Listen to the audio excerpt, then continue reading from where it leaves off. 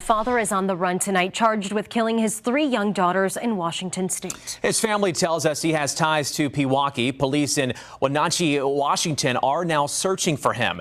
Investigative reporter James Stratton has the new court records tonight. And James, some of these details are incredibly disturbing. And Blake, Travis Decker wanted for 3 counts of murder, 3 of kidnapping. Court records that we've obtained say police found his 3 daughters with zip-tied wrists and bags over their heads yesterday. They did not find Decker and say he could pose a, quote, significant risk if someone runs into him.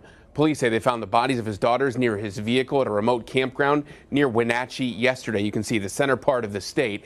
Here are his daughters, 9-year-old Peyton, 8-year-old Evelyn, and 5-year-old Olivia. Police issued an endangered missing person alert for the 3 back on Saturday after Decker didn't return them following a planned visitation.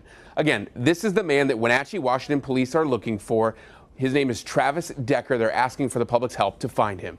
And James, you've also learned through your investigation today he has ties to Pewaukee. The 2 family members, Blake, that we spoke to this afternoon said he grew up there. Still unclear, though, how long he's been away. Pewaukee police say they're not involved in the investigation. We have yet to hear back from the Waukesha County Sheriff's Office as police in Washington continue to search for that 32-year-old. Well, tonight, court documents are detailing the circumstances leading up to the discovery of those young girls' bodies. Investigators say that Travis scouted out the location where the girls were found the day before he actually picked them up. They say the girls' bodies were found about 100 feet away from a truck down a small embankment. Now, preliminary examination suggests the cause of death was likely asphyxiation or a lack of oxygen.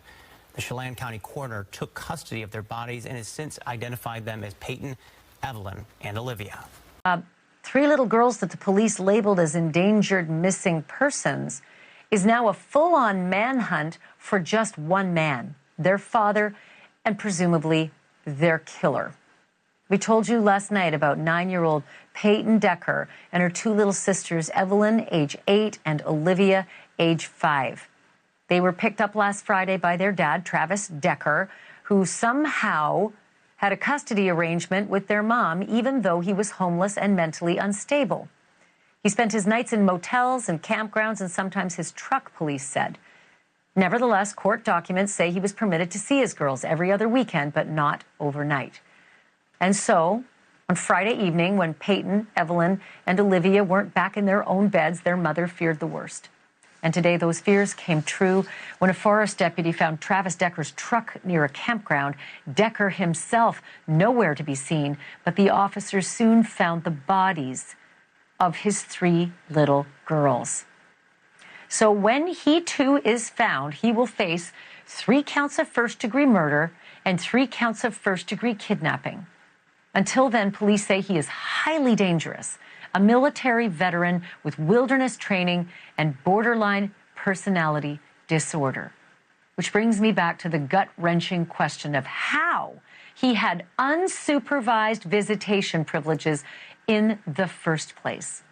Joining me now is former judge and prosecutor Tarlika Nunes-Navarro. She is now the dean of the St. Thomas University College of Law.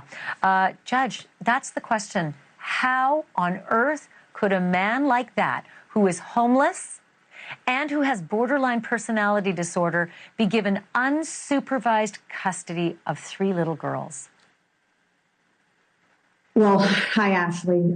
Thank you for having me on. I wish it was under different circumstances. This one is a tearjerker, and my heart goes out to all of the parties involved. As a former judge, I can tell you, every night we go home making sure that, doubting and thinking, what could we do differently, hoping that something like this doesn't happen. Many cases look like this on the front end, and they don't end up like this. And many cases don't look so bad and they end up like this. And so it really is shameful knowing that this could have been prevented. So, when we look at visitation rights and creating parenting plans, always have to think about the best interest of the children, which also means weighing the consideration of that child's right to have the father and the mother both in the lives of these small children. And so we look at many factors. And of course, there were a lot of red flags in this case. And that is the sad part that we're dealing with here. I mean, the best interests of the child, I keep coming back to that, and sending them off unsupervised with a homeless father for whom it's a little hard to knock on a door to say you're late with the kids. I do not get it. Which brings me to my next question. Not that a wrongful death lawsuit and massive settlement would ever make that mother whole again, but is that a possibility here? Of course, it's always a possibility. An Amber Alert should have been issued, and it wasn't. It was declined by the state, and we don't know why yet. They're saying criteria was simply just not met, that an abduction or imminent harm was not present. I respectfully disagree at this point. I think an Amber Alert should have probably been issued, and it would have saved these little girls' lives. They say no imminent threat. Rarely does someone grab the children, make the threat, and then run. But maybe the grabbing didn't happen. But when somebody doesn't have a home and has this borderline personality disorder and is 2 to 3 days overdue, why is that not considered an imminent threat? How was it not considered an imminent threat? Exactly. We have a homeless vet who is clearly on the decline. He had lost his housing. We know that he had been diagnosed previously with the borderline personality disorder. He had been ordered anger management and failed to do so, according to the court filings, and also failed to conduct a mental health evaluation as well.